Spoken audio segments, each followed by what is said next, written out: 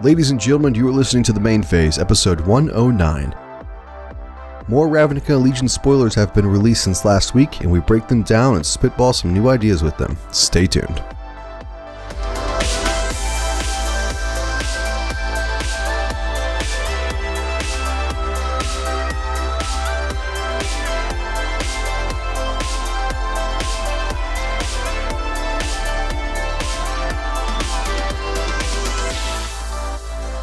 Ladies and gentlemen, hello. This is Debo from LandSayGo, and you're listening to The Main Phase, a Magic the Gathering podcast aimed at taking down the standard meta one step at a time.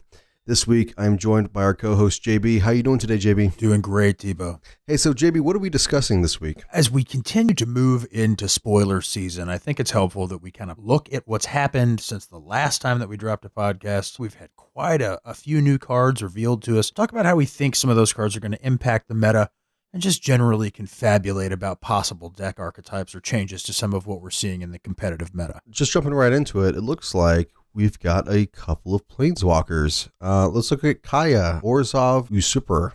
She's 3 converted mana cost, 1 colorless, 1 white, 1 black. Comes in with 3 loyalty counters. Her +1 states exile up to 2 target cards from a single graveyard. You gain 2 life if at least 1 creature was exiled this way. Her -1 exile target non-land permanent with converted mana cost 1 or less.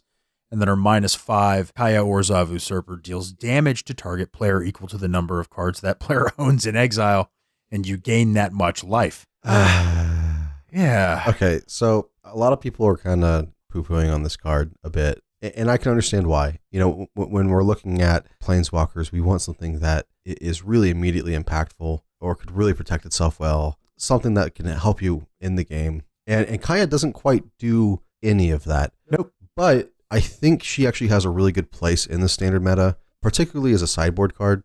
Sure. Namely because, you know, we're going to have a lot of these graveyard decks, and her +1 is a good way to just have some graveyard hate. Plus, it gains you back some life against that Rakdos matchup that's going to be coming up, and some of that Gruul matchup that's going to be coming up. I don't think Arclight Phoenix is going anywhere either. You know what I mean? I think that a lot of this recursive stuff that we'll see with Arclight Phoenix certainly is an answer to that, but I think you're correct here. She's probably going to end up being about a $5 Planeswalker. Mm-hmm. But it's going to exist mainly in the sideboard in standard. Now, I think this card gets a lot better the further back we go. Sure. So I think modern is going to be a lot better, and even legacy, because if you think about her -1 actually hits a lot in modern. It can exile an Aether Vial or a Death Shadow or something like that. Yeah, I mean, she's great against decks like Karklan Ironworks, right? Where you're recurring all of these artifacts from the graveyard, bringing back the Scrap Trawler, hitting something else. You know, it's kind of a specific, with so much in the way of recursion from the graveyard and so many facets of the game. She certainly does have her place, but her ultimate is a little bit lackluster. Now, there's some interesting things with her ultimate. Let's say in standard. So her ultimate, again, is she deals damage equal to the number of cards in exile that that your opponent has. Right? Yeah. So if you have something like Seal Away or Ixalan's Binding or Conclave Tribunal, you know, those exile those permanents. Yeah. Right? And then if you're also running Settle the Wreckage, again, that can exile a huge part of their board, right? Right. So if you're pairing her with stuff like that, I think she could do quite a bit of damage. One of the funnier things that I've actually seen for her is maybe you run her as your finisher in a Mnemonic Betrayal deck. So you mill your opponent enough, and that's kind of fun, like Esper Mnemonic Betrayal. Yeah. So you mill your opponent, you Mnemonic Betrayal, it exiles their entire graveyard, and then you just ultimate her and nuke them for 20 or something like that. Beautiful. Yeah, that's actually pretty. There may be some strategies there. You know, there's always places for Planeswalkers. Right. There's always a way to leverage them, and who knows? You know, maybe this Planeswalker coming out, maybe Kaya, maybe we've yet to see what she's really intended for. Right. Maybe it's just not in that standard meta right now. It's not in the current standard meta. But again, I think just initially, would I be happy to crack her in a pack? Absolutely. Would you be happy to crack her at a pre-release? Absolutely. Okay. Sure. Why not? I'm going to figure out a way to make it work. Right. You know what I mean? And if I crack a Kaya at the pre-release, it's going to make it into my deck. I promise you. It's not going to sit. I'm going to play it. I'm going to play the card. Unless, of course, I draw a whole bunch of really awesome red stuff, and then I'm probably not going to play it. But anyway, Yeah, so Kaya, not bad. All right, Dovin Bond spoiled as well. Mm-hmm. Take us through that one. So Dovin Grand Arbiter, one colorless, a white, and a blue. For a 3 loyalty planeswalker that has a +1 until end of turn. Whenever a creature you control deals damage to a player, put a loyalty counter on Dovin. -1, create a 1/1 Thopter, and then you gain 1 life. And then -7, look at the top 10 cards of your library, put 3 of them into your hand, and the rest on the bottom of your library in a random order. I got to tell you, at first, when we first saw this guy earlier in the week, when we first saw Dovin Grand Arbiter, I wasn't too impressed. Mm-hmm. I really wasn't. But the more we talked about his abilities and the capabilities of what he can actually do, he is an incredibly powerful planeswalker. Right. The ability to be able to run a white-blue Flyers deck, for example, or even just unblockable creatures like Mistcloaked Herald, which is a common, right? Mm-hmm. Just unblockable damage. We start generating some really, really tremendous board presence with Dovin. It's very, very easy to get to him, to that ultimate ability, if the deck is built correctly around it, right? And I think we're going to see a lot of play here. What's your impressions? So when I first saw him, I thought he was on a scale of 1 to 10, kind of like a 6 on the Planeswalker power level. I have since that's up a little bit. I think he's closer to like a 7, maybe 7.5. His +1, you're right. If you can flood the board with, say, tokens or flyers or something like that, his +1 will just get him out of reach to where nobody can kill him unless they directly remove him, right? So that's great. And then his -1 is kind of like a slow Spectral Procession, right? So Spectral Procession is 3 mana, you get 3 spirits, and over 3 turns you can do the same thing with Dovin Bond. That's pretty decent. And then his -7 is pretty easy to get to because you're putting so many loyalty counters on him that all of a sudden you're now able to dig 10 and get 3 cards and put it in your hand. Essentially fix the game for yourself. Right. Yeah. Get the answers that you need. I think that's incredibly powerful. Yeah, I mean, the fact that a -1 gives him a chump blocker and bolsters the life total, he defends himself. Right. Which is what you just mentioned with Kaya, and I think that's actually missing with that Planeswalker. She has no way to substantially defend herself. I would agree.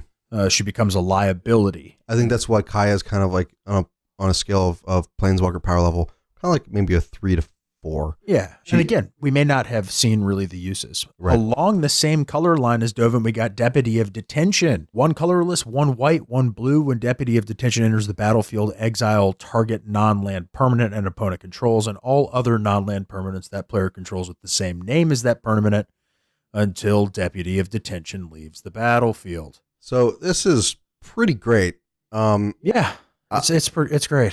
I'm glad it's not a human. Me too. Because that would have just ruined humans in Modern. Yes. I'm sure that's why they made it a Vidalcan. Sure. It is a fixed detention sphere. The reason why it's fixed is, as you know, when you cast a detention sphere and you target a non-land permanent, if you happen to have one of those non-land permanents, yours also gets exiled. That is correct. With Deputy of Detention, it is just your opponents that gets exiled. I think, even though, let's see, how do I say this? He feels like a sideboard card to me. I know he's going to make it main board. I know he will be main board, but he feels like a sideboard card to me. I can see it really being run into some very grindy lockdown style decks that we're actually going to see this. It is also a tremendously powerful answer to tokens. They disappear forever. Yep. Can wipe a token strategy from the board with a single 1/3 for 3 mana. Also, important to note, he goes right on curve with Naban from Dominaria. Yeah. So Naban is 1 and a blue for a 2/1 that basically has the Panharmonicon effect for wizards tacked onto him. So whenever a wizard enters the battlefield, you can double up on their abilities. So Deputy of Detention basically would be able to exile 2 different non-land permanents, which I think is very powerful with him, and it's right on curve. Yeah, Nabanathon. Just got Nabanathon. Sounds pretty good to me, man. That's going to be a pretty good modification there. He's a wizard. Yep. Which is really, really cool. It just adds some depth and an additional color as well to that wizard stack that I think they were maybe needing in some way. It gives them a little bit more of board control, so to speak, right? Sphinx of Foresight. You've always been into Sphinxes, right? You've made some really, really cool mono blue Sphinx decks. Unesh, specifically, when he was in Standard, you were trying to get Unesh combo to do all kinds of wacky things for you. And at some points, I think that it really, really worked. You want to take us through that Sphinx of Foresight, Debo? Sure. So Sphinx of Foresight is 2 blue for a 4/4 flyer. And it has the ability of, at the beginning of your upkeep, scry 1. But it also has, at the beginning of the game, if it's in your hand, you can reveal it and scry 3. Kind of like a ley line style effect. Yeah. Actually, very similar to like the Chancellors. It is very similar to the Chancellors. That's true, yes. So what makes this, in my opinion, better than the Chancellors, oftentimes, is the Chancellors were so dang expensive to cast. Yes. You once you had them in your hand, you basically just wanted to like discard them for value or something like that. Yeah, most of the time they made it into the graveyard. Right. Saw some kind of reanimation shenanigans occasionally. This is one that you can actually cast. Yeah. I mean, for a 4/4 flyer, first of all, is great. Great value right there. Great value. Yeah. But to be able to scry 3 at the beginning of the game and a continuous scry during the upkeep. Yeah, it's really good. And it's not legendary. No, it's not. What's amazing with it too is it's like, let's say you mulligan. Yeah. Well, this fixes your mulligans, right? Yeah. you get your opening mulligan, opening mulligan scry, and then you get another scry 3. Yeah. That's pretty great. I mean, honestly, I gotta say, man, the fact that this card is not legendary, there are going to be more mid-range mono blue decks packing these flyers in. I can't think of a better curve from Tempest Djinn into this Sphinx on turn 4. You know, I mean, come on. Yeah. It's just fantastic. Like this is the kind of card that gets me excited. Moving on from the Sphinx of Foresight, though, we've got a jellyfish Hydra Beast. Yeah, with flying. A flying jellyfish Hydra Beast called an Hydroid Krasis. It's X green blue. Comes into play with X +1/+1 counters on it. When you cast this spell, you gain half X life and draw half X cards. Round down each time. It's flying trample. This card is fantastic. Yeah, this is a great card, but it's one of those ones that you really want it in some sort of a ramp strategy. You don't really want to. I would gander that you don't want to play this in just your average Simic control deck or Simic aggro deck. Sure. Mainly because, if you cast it for 3 mana, you just get a 1/1 flyer. Uh-huh. If you cast it for 4 mana, you get a 2/2 that draws you card, gains you 1 life. You know, so those stats aren't really great. There's better things you can be doing on that curve. But the reason that it's mythic, and I agree, but the reason that it's mythic is you can't round down below 1. So you could X1. Essentially put a 1/1 flying trample into play. You can't gain half a life, so you would gain 1 life and you would draw 1 card. You would draw 0 cards and you gain 0 life. I don't think so. Yeah, it would round down to 0. Would it? Mm-hmm. Are you sure? Positive. Casting this for 1/1 for X, green, blue, would just get you a 1/1 flyer. So if you cast 2X, so essentially 2 green, blue, you would gain 1 life and draw 0 cards. You would gain 1 life, draw 1 card. Gain 1 life, draw 1 card. Correct. Because you're paying 2 for X. So you're getting half of X. Round down each time. Got it. Yeah. Got it. Okay. So if you pump 8 into X, sure. So you're casting this for 10 mana. Gain 4, draw 4. Correct. Okay. Dang, that's a pretty good card. Yeah. Especially in your type of style of deck. Yeah, man. That's a pretty good card. He's kind of piquing my interest a little bit. We got a lot to cover. Let's move on. Yep. So, Judith the Scourge Diva. 1 colorless, 1 black, 1 red for a 2/2. Other creatures you control get +1/+0. Whenever a non-token creature you control dies, Judith the Scourge Diva deals 1 damage to any target. So this card's pretty great. It's really good, and like a hardcore aggro style deck. You can play Mardu with it. It's also really good if you're playing it in an Aristocrats deck because it gives you that Blood Artist type effect. Yeah. Except you can hit anything. Any target. Yeah, which is really great. That's something that we haven't really seen in that style of deck before. So I really kind of like that effect. Talk about cool artwork too. Mm-hmm. Very cool. I've been really happy with Rakdos' artwork this entire time. I think it's spot on. Yeah, we'll get to it in a second. We'll give it just a brief mention here. But Drillbit, the artwork specifically on Drillbit, that uncommon that was spoiled on the 5th, it's 2 colorless and a black. Spectacle cost of 1 black. And remember, if we've dealt damage, you can cast for the 1 black, but it says target player reveals their hand. You can choose a non-land card from it, and that player discards that card. I haven't seen that card yet. That's pretty powerful. Nasty, yeah. But the artwork on Drillbit specifically, if you guys haven't seen that, go out and look at that artwork. It is great. It is great. So, Judith the Scourge Diva, an aristocrat style card in Rakdos. I actually think she's perfectly placed for some of those strategies, and I wouldn't be surprised at all if we can find a reliable sack outlet, that ability actually becomes quite effective. Mass Manipulation, 4 blue XX, gain control of X target creatures and or planeswalkers. Powerful. Well, it's extremely powerful. Expensive. It's extremely expensive. Yeah. So I agree. This might go in your Simic ramp deck, right? So you'd play this alongside that Krasis, the one that would the Hydra jellyfish beast. Hydra beast. Yeah, right. Jellyfish Hydra beast. So this would be like maybe your alternate win con or a sideboard card for that deck. Sure. Why wouldn't I just play in Bolus's clutches? I mean, you can. One of the main reasons why you may not want to is because the enchantment can be destroyed. Exactly. Right. Whereas this can't. Right. Because it's not an enchantment, it's a sorcery. I just gain control of it. Right. Yeah.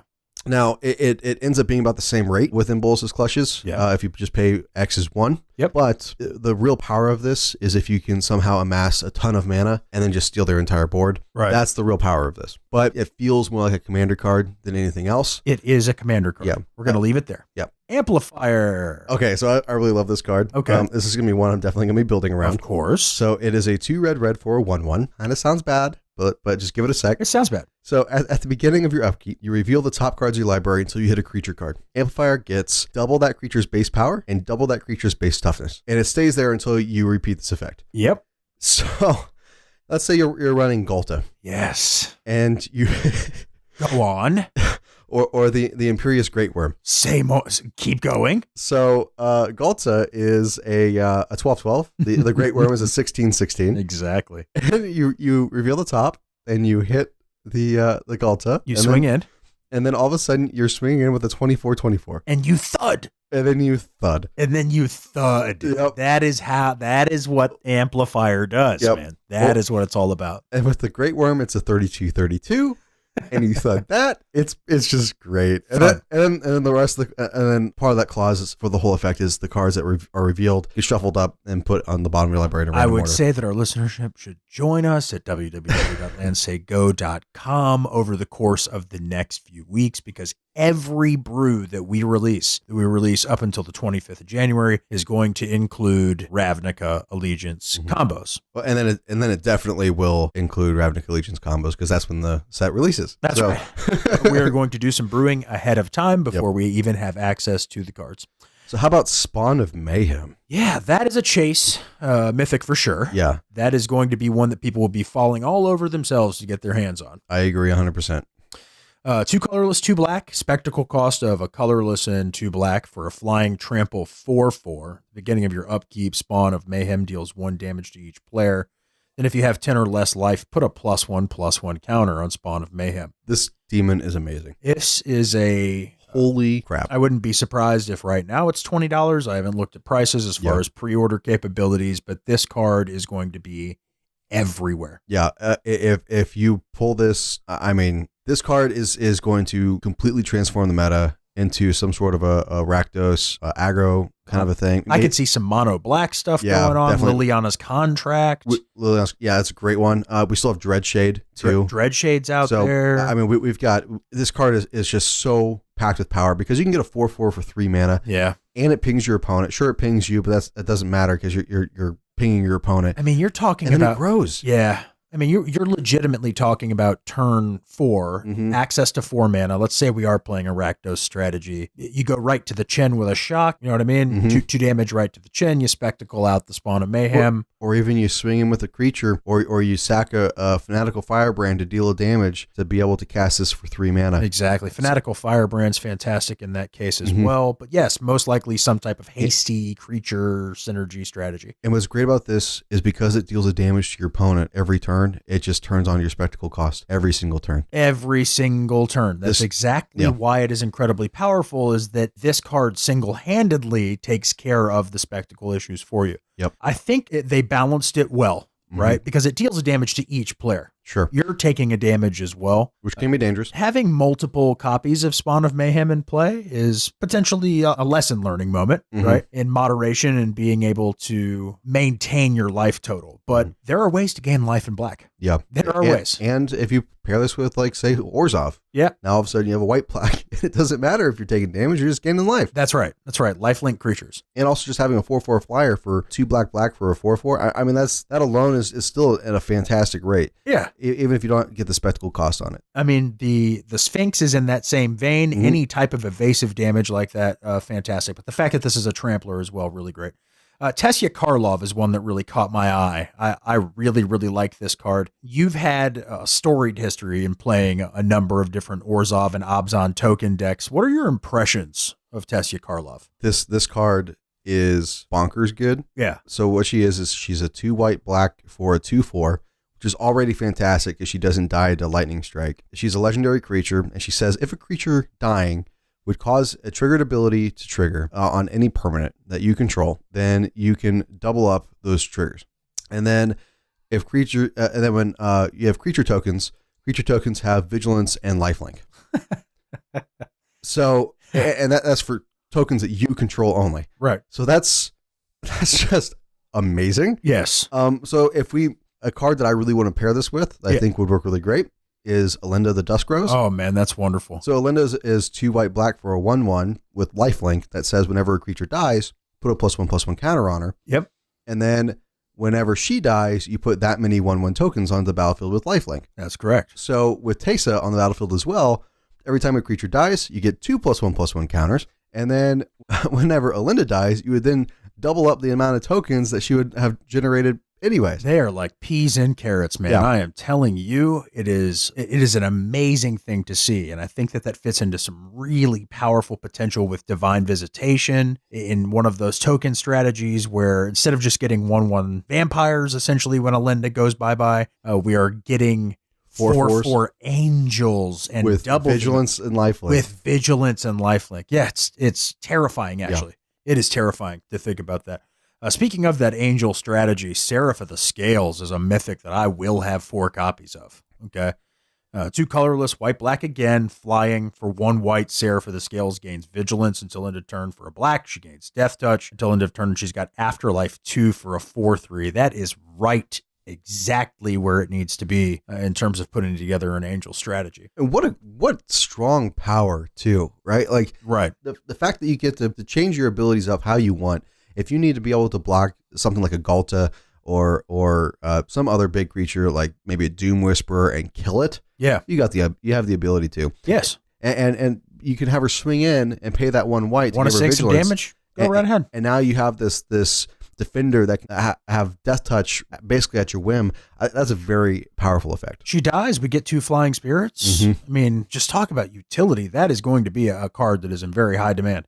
Ravager Worm, 3 colorless, a red, 2 green for a 4/5 with Riot. So potentially a 5/6 as it enters, or it gets haste. When it enters the battlefield, Ravager Worm fights a target creature you don't control. You get to choose one of these abilities, by the way, or destroy target land with an activated ability that isn't a mana ability. Do I think this card deserves to be mythic?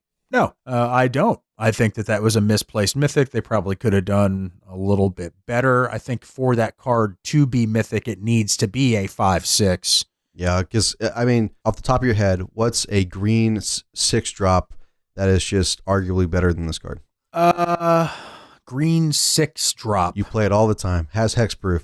Arguably better than this card. And trample. 7/6. Carnage Tyrant. Carnage Tyrant. Yeah. I mean, it's a better Carnage Tyrant is just an all-around better card than this. It's just better. But the reason why it probably got mythic was mainly because of the limited play versus constructed play. It destroys lands. It does destroy lands. It does also fight a creature, like maybe it's their soul blocker, something like that. Yeah. I think the card is good, but there's no doubt that it's good. Right. I just don't think it needed to be a mythic. I agree with you. I think it's a rare. Yeah, it is. Speaking of rares, Precognitive Perception for 3 colorless and 2 blue. Instant speed, draw 3 cards. Or addendum, if you cast this spell during your main phase, scry 3, then draw 3 cards. Yikes. This card is great. That is an incredibly powerful card, right? We cheese a little bit over blue cards anyway, but that one is a doozy. That is a good card. We've got an Elf Crab Warrior. An Elf Crab Warrior. Yeah. Break this one down for us. Look, let's just touch on this once because I don't think it's ever going to go away. I mean, that we in some of our private messages back and forth throughout the course of the week as we're looking at these creature type lines, you know what I mean? We're having a little bit of a chuckle to ourselves. I know that the game needs to evolve. I know that we're getting deeper into some of the lore and some of the fantasy, but I mean, what's next? Stapler, carrot, donkey, like where are we going with a lot of this? Pretty sure they did that in Unstable. I think that's already happened. Yeah, that's already been there. But Anyway, Elf Crab Warrior, Growth Chamber Guardian for a colorless and a green. For a 2/2, it adapts to for a colorless and a green is an ability. It also says whenever one or more +1/+1 counters are put on Growth Chamber Guardian, you may search your library for a card named Growth Chamber Guardian, reveal it, put it into your hand, and then shuffle your library. Powerful. This is a very, very cool card. I think it's totally balanced at rare. I'm very, very interested to. It adds resiliency. It adds resiliency to any of these green +1/+1 counter decks. Which if the history of Magic has ever taught us anything, it's that these Simic +1/+1 counter decks are great in theory. There are ways to curve out to where it's super effective when you games and stuff, but overall, there are more competitive strategies that tend to take control of the meta, right? Instead of these +1/+1 counter things. +1/+1 counter decks and Simic strategies like this are fun to play because the decks do things. But they don't reliably win because they don't possess a lot of raw power or resiliency. So I think that this card fixes a lot of that. Skargan Hellkite, you were talking to me about this one at Friday Night Magic this week. You want to take us through that, Debo? Sure. It's a 3 red for a 4/4 flying dragon with a riot. And it also has the added ability of 3 in a red. If it has a +1/+1 counter on it, you can deal 2 damage, divide as you choose among any targets. This card is good. I don't think it's as good as, say, like Glorybringer. Yeah, Glorybringer. I don't think it's quite as good as Glorybringer. I don't miss that card. It was just played too much. Right. But I do think it is very powerful. The added ability to be able to deal 2 damage to anything, I think is great. I think it's a little bit overcosted, but I think that's how they had to balance it out. But being able to cast this for 5 and getting a 5/5 flyer that has this ability, I think is really good. We also have other ways of adding +1/+1 counters to creatures in the standard meta right now. So I think you could still reliably cast this, not have it enter with a +1/+1 counter to give it haste, swing in for 4, and then give it a +1/+1 counter later to then be able to use that ability. What do you think of the potential of a Dragons only deck right now after the release of Ravnica Allegiance? I think it's pretty good. Do you think we're going to see it coming? Mm-hmm. Yeah. I mean, we have a lot of the pieces for it already from the past sets. Yeah, we do. But I just don't think that it's really kind of like fully fleshed out, right? There's just not enough reliable low casting cost dragons, 4s and 5 drops specifically, that make that kind of. Well, this helps. Right? It does help. Mm-hmm. Yeah, it helps. We still have Varix in the format for a 4-drop. Varix, I think he's underplayed too, right? When I was running my dragons lists, I did include Varix in there. Most of the time I found myself trying to push for that 7, converted mana cost 7 to get the Carix token as well, right? His twin brother or whatever. But yeah, End Rays Forerunners. Moving on from the dragons, sorry to divert so quickly. 5 green for a 7/7 Vigilance Trample Haste. Yes. When it enters the battlefield, other creatures you control get +2/+2 and gain Vigilance and Trample until end of turn. Ding ding ding ding ding ding ding ding. So, we have a winner. So this is a great rare. I mean, fantastic rare. It's not a mythic, it's a rare. This is a bomb. Yeah, this card is basically this standards version of Craterhoof Behemoth. We've also had another one from Eldritch Moon that had a similar effect, but this one is a really powerful card. Unfortunately, it doesn't give your creatures haste, but it does give it Vigilance and Trample, plus that +2/+2. Great overrun tacked onto it. I mean, it does give him haste, but, this is a bomb. Mm-hmm. This card in Limited or in Draft is absolutely fantastic. It'll end the game. I honestly believe that we're going to see standard play with this card. Mm-hmm. Yeah, maybe in a mean green, something like that. Oh, yeah. Big, rampy green. Mm-hmm. I mean, it really is a fantastically good card. I mean, let's say we play this in a token strategy. Okay, so we're running like Saprolings, that type of thing. Yep. And then we're running Song of Freyalise. Sure. Where we can use that mana from the tokens to be able to cast this a lot sooner. Exactly. Something like that. I think that's great. And get to the beats. Mm-hmm. I think it's a great card. Pestilent Spirit. This card is going to be everywhere. And I mean everywhere. Okay. This card's amazing. I don't think that people realize how much of an impact this card. Flesh out your playsets now. This card is so great. Order it, lock in a price. This card is it's broken. So it's 2 and a black for a 3/2. For a 3/2. And it says, and that's why it's broken. Yeah, that's why it's broken. And it says, it has Death Touch. And it says, and Menace. Menace and Death Touch. And it says, instants and sorceries you control have Death Touch. I've been dreaming for this moment. for so long. Yeah. If you guys could see him right now, put your pants back on. Oh my God. I have been dreaming for this moment for so long, and they finally printed it, and it's glorious. I mean, this takes, I'm just going to put this in perspective. This takes a hamster food card like Cosmotronic Wave and turns it into a devastating game-ending board wipe, right? Oh, it's so great. It is. I mean, Cosmotronic Wave is 3 colorless and a red. It deals 1 damage to each creature your opponents control, and creatures you control can't be blocked this turn. Or no, creatures that were dealt damage this way can't block this turn. Well, if they're dead, they obviously can't block anyway. I mean, and it's on curve. It's on curve. It's so good. It's the stupidest thing I've.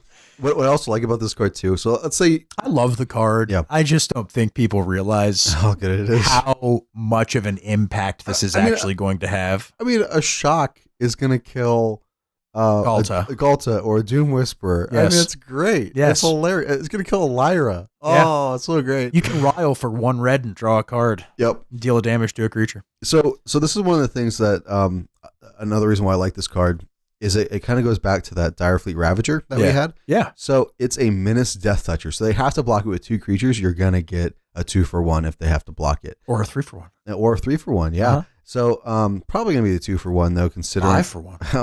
Oh, I guess if you pump it up, yeah, sure. Yeah.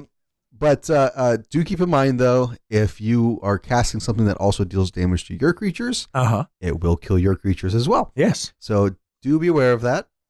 Yes, your opponents control. Make sure that that's in there. But Cosmotronic Wave states that 1 damage to each creature your opponents control. Right. It turns that into the most powerful board wipe we have in Standard. Yeah. A one-sided board wipe, right?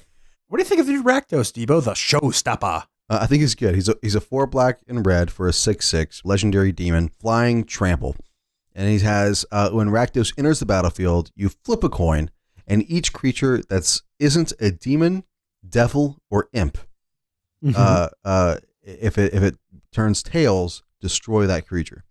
So for every creature that is not an imp, a devil, or a demon, if it becomes tails, destroy that creature. I think it'll suffice to say that we'll see him at the top end of the Rakdos demon deck. Yep. That we're going to see him. Yep. He is incredibly powerful. And also it gives you the play with some lower costing creatures that are imps that we have in the format right now. Yep. We don't really have any devils right now, I don't think, but we do have imps. So we're going to have like an imp demon deck. I think that's pretty cool. Yeah. I think it's right in line with, again, the artwork that this whole Dark Carnival thing going on. It's great to have Rakdos back, and I like that they actually gave us him, the man, man himself, actually there. Prime Speaker Vanifar. This card, I mean, we've got Birthing Pod back. Yeah, it is back. This is Birthing Pod on a stick on a 2/4 body. It's a 2 green and a blue for a 2/4. Tap, sacrifice another creature, search your library for a creature card with converted mana cost equal to 1+ that creature's converted mana cost and put it onto the battlefield. Activate this ability only at any time you could activate a sorcery. This is an incredibly powerful card. This card, especially in older formats where you have something like Intruder Alarm. Oh, yeah. Oh, my God. That's terrifying. And it's on curve, right? So you play, like, say, a Birds. You then play an Intruder Alarm. You then play Prime Speaker. And then you sacrifice your Birds, get a 2-drop, untap your Prime Speaker, sacrifice a 2-drop, get a 3-drop, etc., etc., etc. Yep. It is incredibly It could potentially be the end. Yep. Right then and there. So I think this has way more combo abilities than Birthing Pod ever had. Especially in older formats where you've got a Force of Will in your hand to answer any potential instant interrupts that they may have. Right. So I think, oh man, this card is so good. In Standard, I think it's going to be a little bit on the challenging side to get it to work, just because you do have to wait a turn to be able to tap and use her. But man, if you're able to get her going in Standard, Planeswalker Jace from I can't remember which one, but it's the 6-drop Jace Planeswalker we have in Standard right now. It's one of the Ixalans. Actually has an ability that says untap all creatures you control. Exactly. So we've got the ability to kind of do some shenanigans here. I don't think we'll really know until we have an opportunity to sit down and brew. I would expect that we'll probably produce something with Prime Speaker Vanifar for people to enjoy. Gutter Bones. I really, really like this skeleton. I really like it. One black for a 2/1, enters the battlefield tapped, skeleton warrior. This is exactly what Death Baron needs to start kind of making that skeletons and zombies deck a little bit more competitive. Mm-hmm. I was brewing recently and trying to get something put together with Death Baron, and there was just nothing there in that one drop except for Barrier of Bones from Guilds of Ravnica, which is it's a 1-drop 0/3 wall, essentially, right? But it is a skeleton wall. And I think you missed the biggest thing about this card too, JB. For 1 and a black, you can return him from your graveyard to your hand, and you can activate this ability only during your turn and only if an opponent has lost life this turn. Yes. So, yes. Yeah. But still, it's 2/1 aggro, right? When we curve out to 3, he's a 3/2 Death Toucher when we have the Death Baron in play. Exactly what we need. I really like Gutter Bones. Yep. I really like it. Also, there's something that we can kind of combo with him as well. So we also have Reassembling Skeleton in the format right now. Exactly. And we have Desecrated Tomb in the format.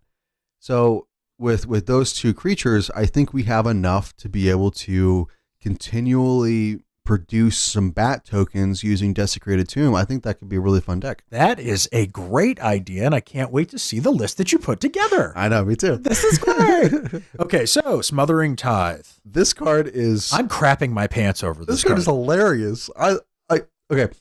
I'm surprised it took this long for Wizards to come out with a card like this. It fixes all the problems that White, or at least a lot of the problems that White has in like Commander to produce mana ramp for themselves. So it's 3 and a white, it's an enchantment, and it's perfectly in flavor with what White wants to do. I mean, it's crazy. Whenever an opponent draws a card, that player may pay 2 mana. If they don't, you create a colorless treasure that says tap sack that create a mana of any color. This card is great.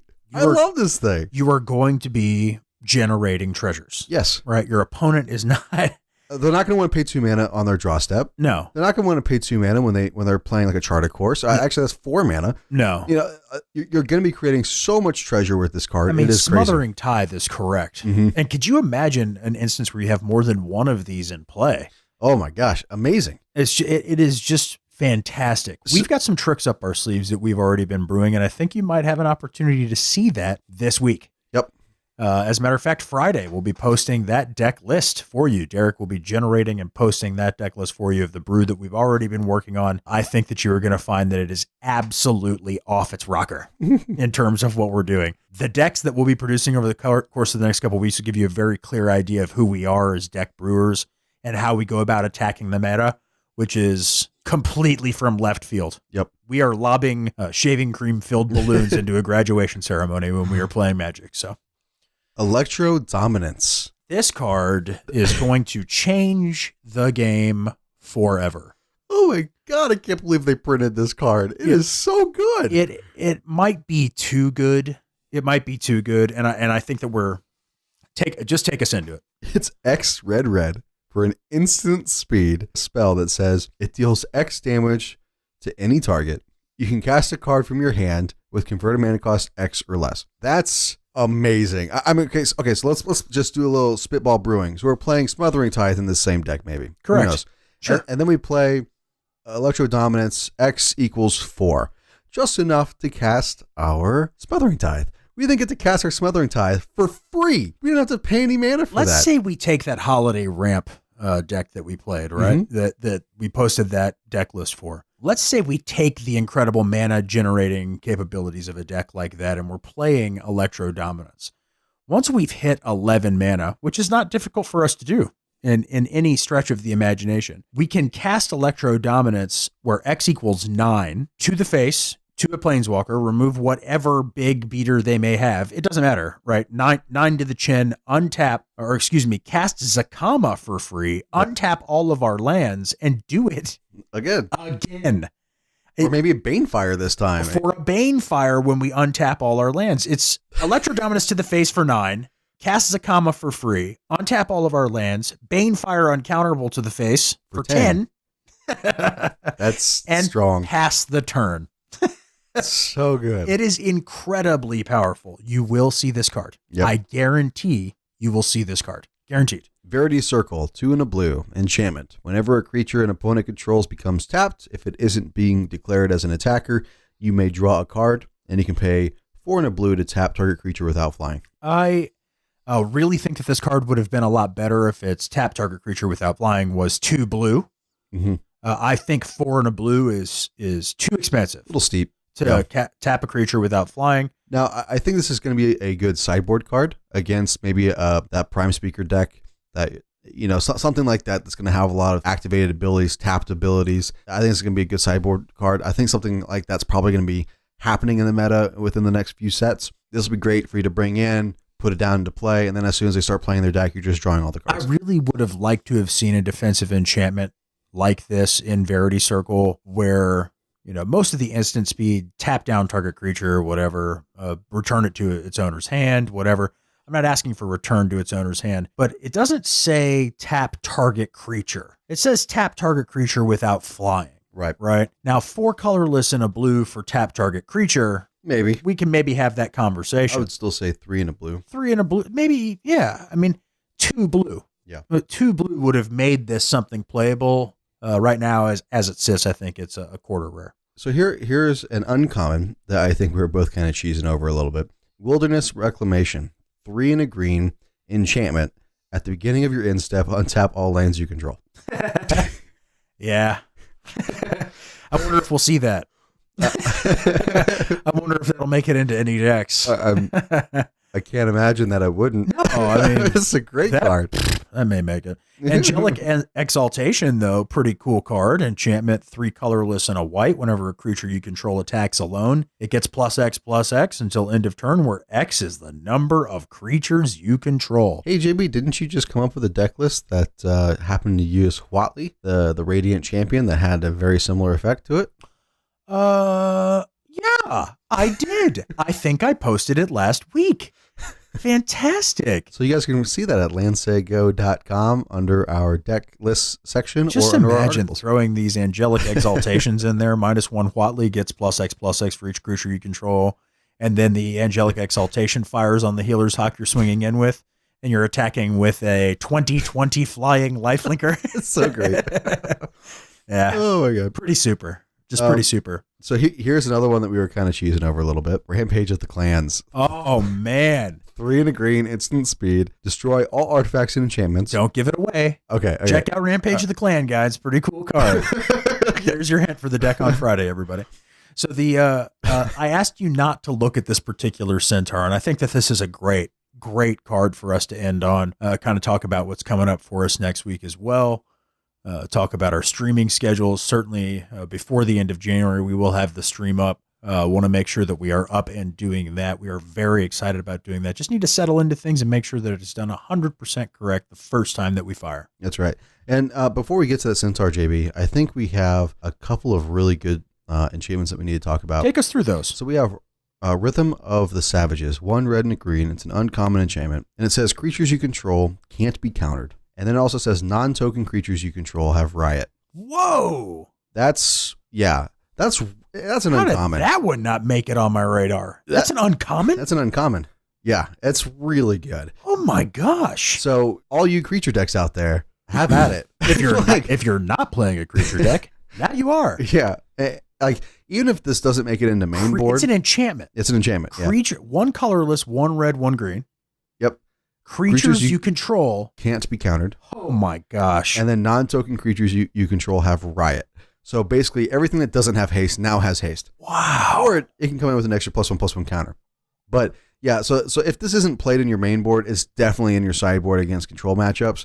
But I don't see why you wouldn't play this in your main, especially if we have something like Sarkhan's Unsealed Fury or whatever it was, the 2 red-green enchantment from before. Sarkhan's Unsealing? Yeah, there you go, Unsealing. Yeah. So these 2 cards were meant to be paired. Oh my gosh, that's incredible. Yeah. I mean, think of that enchantment at uncommon is so much better than Serpapard was. Yeah. For just a 4/3 that makes your creatures uncounterable. Yep.